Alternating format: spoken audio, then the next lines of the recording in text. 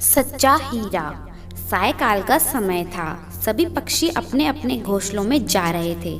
तभी गांव की 4 औरतें कुएं पर पानी भरने आई और अपना अपना मटका भरकर बतियाने बैठ गई। इस पर पहली औरत बोली, अरे भगवान, मेरे जैसा लड़का सभी को दे। उसका कंठ इतना सुरीला है कि सब उसकी आवाज़ सुनकर मुग्ध हो जाते हैं। इस पर दूसरी औरत बोली कि मेरा लड़का इतना बलवान है कि सब उसे आज की युग का भीम कहते हैं। इतना सुनकर तीसरी औरत कहाँ चुप रहती है। वह भी बोली, अरे मेरा लड़का एक बार जो पढ़ लेता है ना, वह उसको उसी समय कंठस्थ हो जाता है। यह सब बातें सुनकर चौथी औरत ने कुछ नहीं बोला। तो इतने में दूसरी औरत ने कहा, अरे बहन, आपका भी तो एक लड़का है ना, आप उसके बारे में कुछ नहीं बोलना चाहती हो? इस पर से उसने कहा, मैं क्या कहूँ, वह ना तो बलवान है और ना ही अच्छा गाता है। यह सुनकर चारों स्त्रियों ने मटके उठाए और अपने सर पर रखकर गांव की ओर चल दी। तभी कानों में कुछ सुरीला सा स्वर सुनाई दिया। पहली स्त्री ने कहा, देखो मेरा पुत्र आ रहा है, वह कितना सुरीला गाना गा रहा है।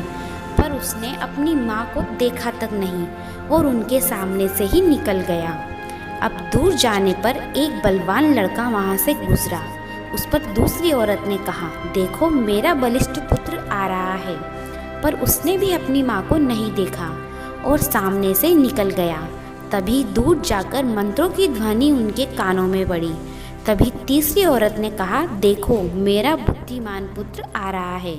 पर वह भी श्लोक कहते हुए वहाँ से उन दोनों की ही भांति निकल गया।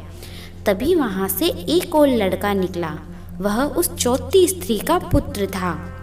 वह अपनी माता के पास आया और माता के सर पर से पानी का घड़ा ले लिया और गांव की ओर निकल पड़ा।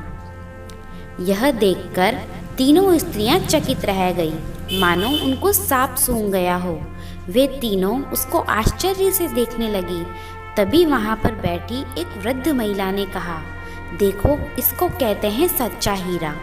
सबसे पहले और सबसे बड़ा ज्ञान संस्कार का होता है, जो किसी और से नहीं बल्कि स्वयं हमारे माता पिता से प्राप्त होता है। फिर भले ही हमारे माता पिता शिक्षित हो या ना हो, यह ज्ञान उनके अलावा दुनिया का कोई भी व्यक्ति नहीं दे सकता है।